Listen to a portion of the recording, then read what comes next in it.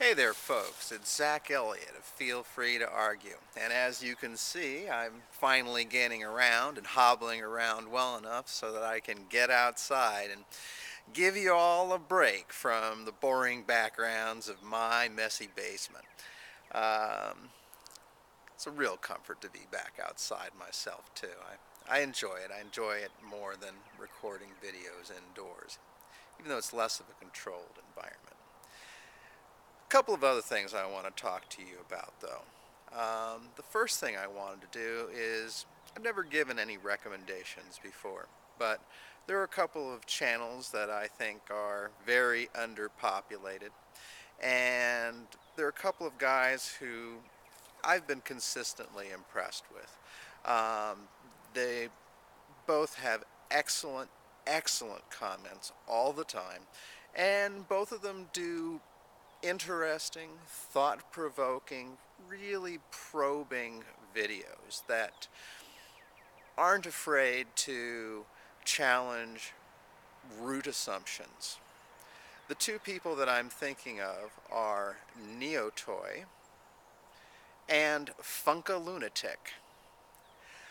I highly recommend both their channels. They're both extremely bright individuals and people doing some real innovative, creative thinking about what it means to be alive right now. And both of them are very, very underrepresented in terms of subscribers. So, not that I have a ton of subscribers, but I'd like you people to go and check them out.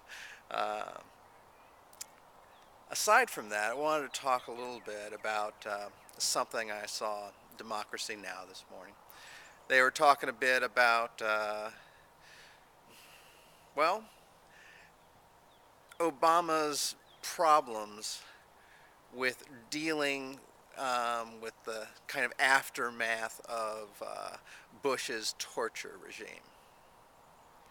And there were a couple of interesting points made this morning. They had one of my favorite commenters on there this morning. I guess this is a morning for recommendations. You people haven't checked out Glenn Greenwald before. I think he's an excellent source. I'll try to post a link. Well, I'm going to post to NEOTOY and to FUNKALUNATIC, and I guess I'll also post a link to Glenn Greenwald's blog. He's a constitutional lawyer, and what I really like about him is he's very much of an absolutist about these things. I mean, without completely divorcing himself from reality. And he made some excellent points about how the nature of claiming that information is privileged and falls under state secrets has changed substantially under the Bush administration, and so far the indications under Obama are that it has not changed back yet. How he pointed out it had morphed during the Bush administration is that prior to the Bush administration, claims that information was privileged and could be withheld because of state secrets was done on a document by document basis. So, people would be preparing a prosecution, there would be a review, and they would say, well, wait a minute, this document, this document, and this document compromises national security, it's a state secret, and it needs to be withheld. We can't allow this to become public information. But during the Bush administration, the way in which this changed is that now whole avenues, whole areas are now considered to be part of the same state secrets doctrine. And this allows, or rather disallows, entire examinations of whole areas. So, and you don't have lawsuits going forward at all because it's considered that everything having to do with the lawsuit is now a state secret. And this could be seen in something that I mentioned earlier in terms of the Boeing subsidiary Jepsen, that was contracted with the CIA to provide flights of, for the rendition program, the extraordinary rendition program. And just in general, the point that I've made before, and the point that I want to underline again, is that this may be a political hot potato for the Obama administration. They may be worried that whatever they do is going to be seen in a partisan light. And in fact, it is going to be. I mean, there's no question that if any kind of attention is made to the war crimes of the Bush administration, there will be severe efforts to categorize this as a partisan attack. But that's not really the point, people. The point is that either laws were broken or they weren't.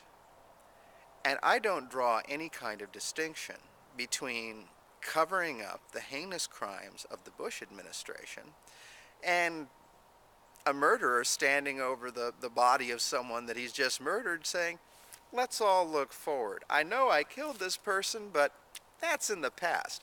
Are we the kind of people who live in the past and who care about things that happened there? As one person pointed out, any prosecution necessarily deals with things that occurred in the past. So, even if it's well-intentioned, and I'm not granting that it's well-intentioned, that he's seeking to remove the partisan taint from Washington. I mean, some people think he's genuine about that, other people don't. I'm not even sure I'm ready to weigh in on it yet. But regardless of what the motivation is, I think this is a poisonous way to look at things. We've done enormous damage to ourselves with these programs. In fact, one of the most significant things that I'd like to tie in at this point is another interview I saw of somebody on Democracy Now! It was a guy who was an actual interrogator in Iraq. He's the guy who helped catch Zarqawi. And one thing that he pointed out was that of the people that he dealt with, and he dealt with many people who were either terrorists or assisting terrorists or hanging out with terrorists. That was his job. He was dealing with people who were related to terrorism the whole time he was there. And despite the claims that are made by people over here as to what motivated those people, what he found to be the primary motivation was our torture and the fact that it represented an enormous amount of hypocrisy. And this is what bothered people. This is what motivated people. See, the misnomer, I think, is thinking that somehow we're going to hide this, and then it'll be okay. Well, there's a whole bunch of problems with that. First of all, there's nothing hidden about it.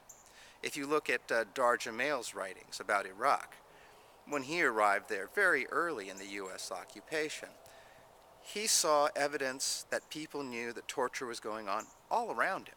He said it was actually one of the more amazing aspects of being there, was that within hours, literally, of getting into the country, he could walk around and see artists making little figurines of people being tortured, people openly talking about it everywhere. So if we think that we can hide this, if we think that people don't know, they're wrong. People do know. But even aside from that, and perhaps more importantly, if we do not understand what we did, if we do not punish the people who are responsible, then we're opening the door for these things to continue to happen in the future. Now there's some question about whether we're going to end the rendition program. There's questions about, how we're going to close Gitmo because of the potential embarrassment. I'm not worried about the embarrassment. I'm worried about what happens if we don't get embarrassed. If we don't feel the appropriate level of shame. If we don't really deeply understand how wrong we were. Those are my thoughts on the matter. Check all that stuff out. This is Zach Elliott. Feel free to argue. Hope everybody's having a good day.